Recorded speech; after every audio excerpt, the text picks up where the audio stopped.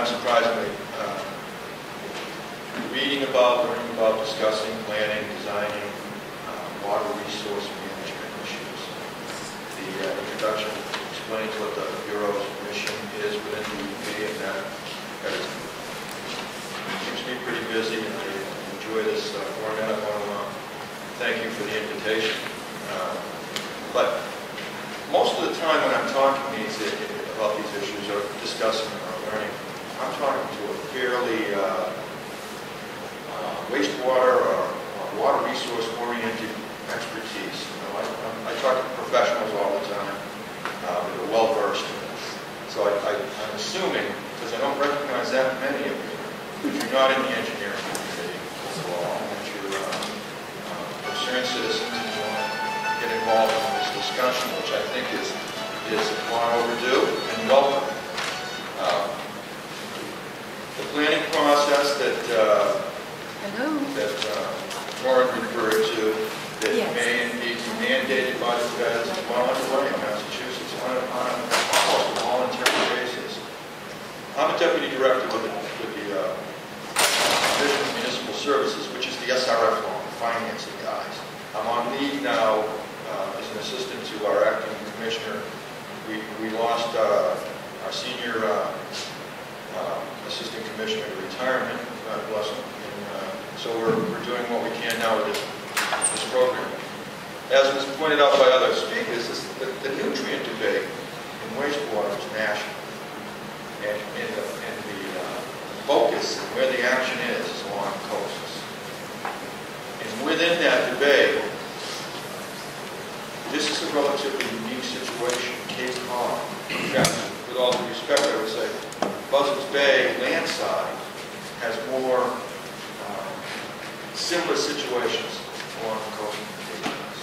It has river valley dominated flow systems, development patterns that follow that way, whereas the Cape is pretty much a sandy chunk of soil. It's an island. It has its, and as was pointed out, the demographic development of etc. We didn't devote a lot of infrastructure to it. We as a Commonwealth, as the regulators as a Commonwealth. Those years that we're reporting 30 years ago, we would have gotten financing for nothing from the federal government, who we also are. Was passed up because the pressures weren't that great to deal with it. That infrastructure on the mainland is going through the same thing that you folks are. And just as a, bear with me, if I was sitting in front of a bunch of engineers, scientists, this would be fairly obvious, but some major bad guys in the nutrient debate associated with wastewater: phosphorus and nitrogen.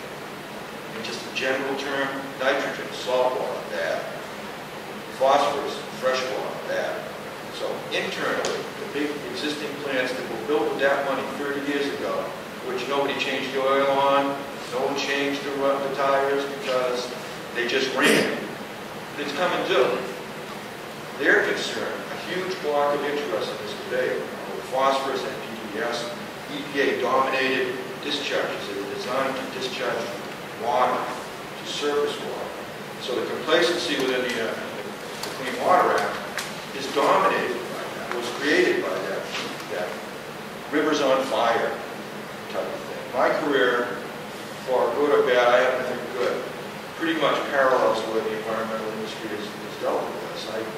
I worked 10 years as a developer building a lot of these places in Title V before my GI Bill was going around, so I went to college. And I was told that there's a future in pollution. So I became a groundwater hydrogeologist and had a lot of fun chasing superfine plumes.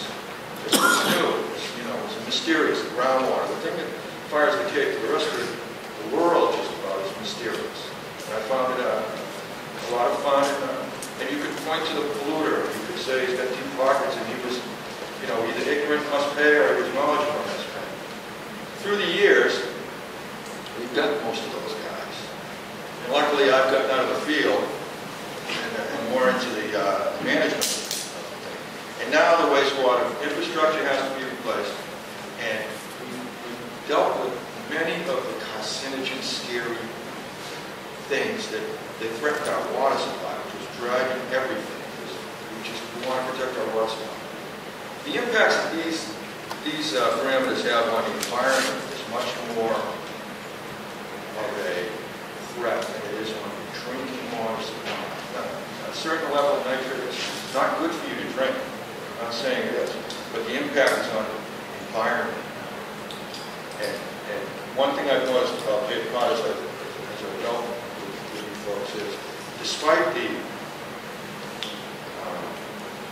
strong home rule, parochial tradition of making decisions, you may not, you've got to get off the Cape, because you've got more cohesion in the Cape than most places that I deal with.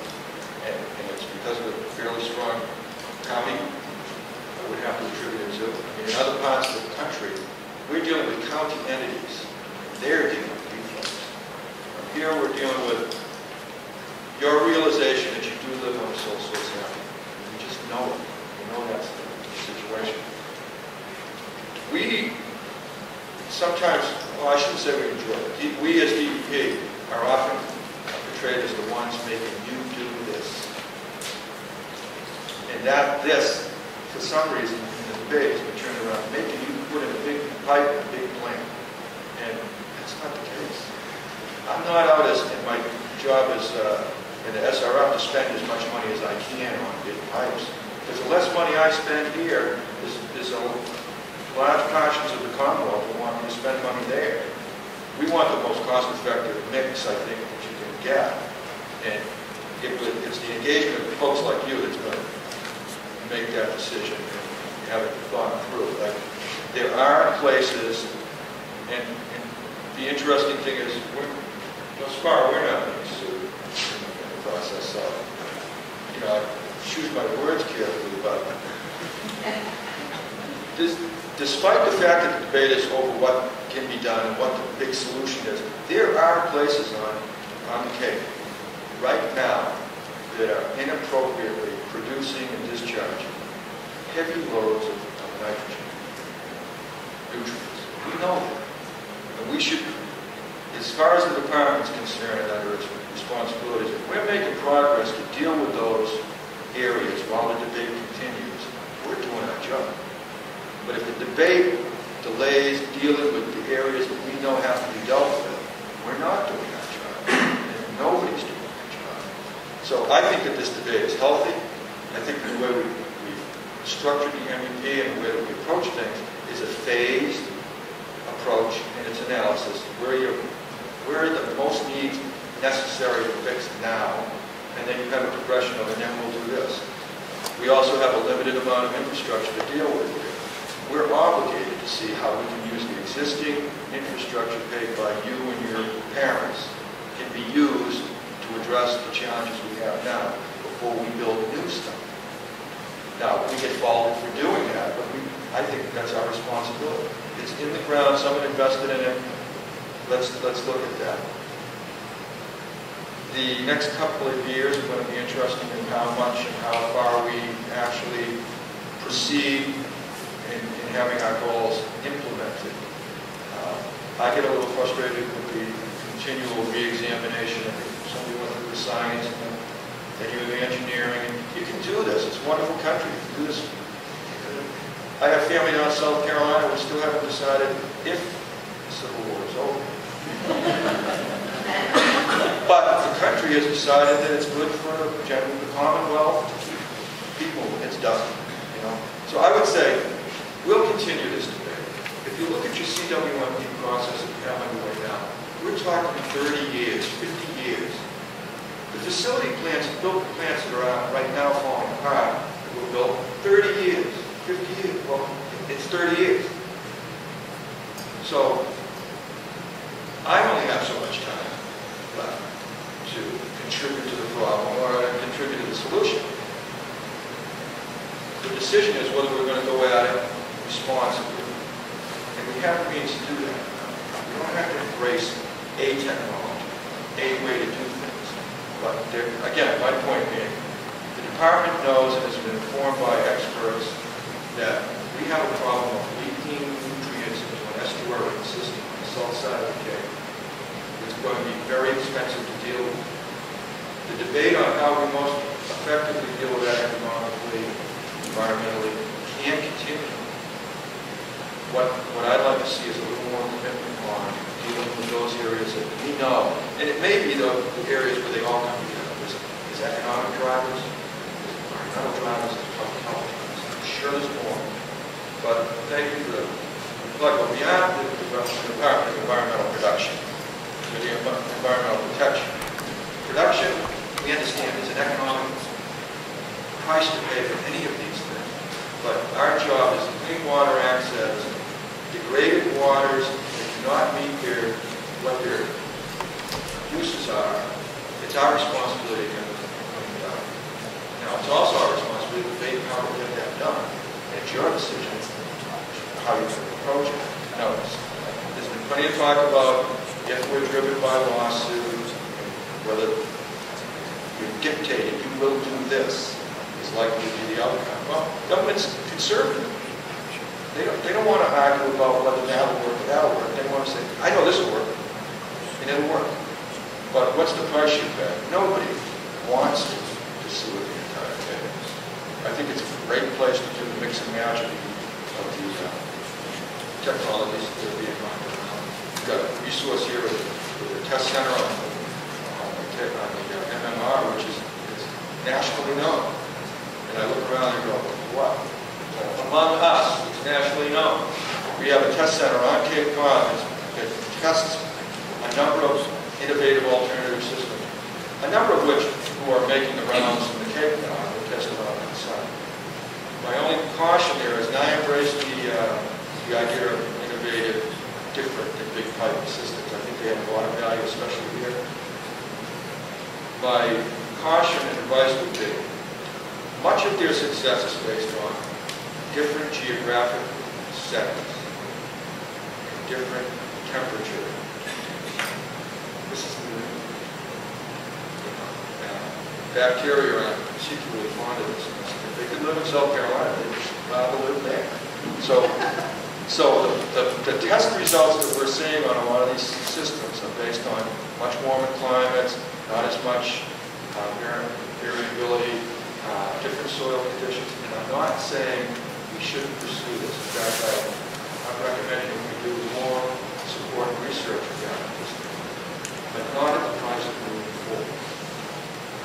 You know, and that's where the rubber's going to hit the road. And that decision is going to be made by people like you in the voting group, but a lot of the decisive avenues that we pursue are your elected officials who have become very active in this. And in a typical situation, the town decides, some active people say, well, we have to do a wastewater plan. Selectmen have the economy to deal with, this thing, committee together, and people become educated on it, they become passionate about it, they make recommendations, the selectman says, my job is done, I get the report, I get the recommendation, they send it out, and the price hits. And then you got to show. You know, everybody shows up, pays attention. I think it's a natural progression. I've seen it all along in a number of things. And I think we're at that point now where a lot of good thought from people who aren't necessarily stuck in the box I am thinking in terms of water. You know, it's just part of your life. It's going to help. It's going to help in phase 2, 3, and 4. I don't want to see phase 1 sacrificed to the debate. There are established needs areas. They happen to coincide with some very attractive places to live. And we have to show the intellectual and political fortitude to proceed. Was that a lecture? I didn't want to, I made a note of this. I haven't even seen a 5 minute. You're coming up to 5 minutes. I'm coming up to Yeah, you can say 5 minutes. 5 minutes is fine, because, you know, I really, I would much rather hear from you than to talk to you. I talk to you all the time, every day. This is what I talk about. I want to hear from you folks, what you're hearing, what your concerns are. And honestly, that's what I do, is I bring it back and I say, this is where we're going. This is one of the biggest projects we've got in the Commonwealth going now. It's not the only one. So,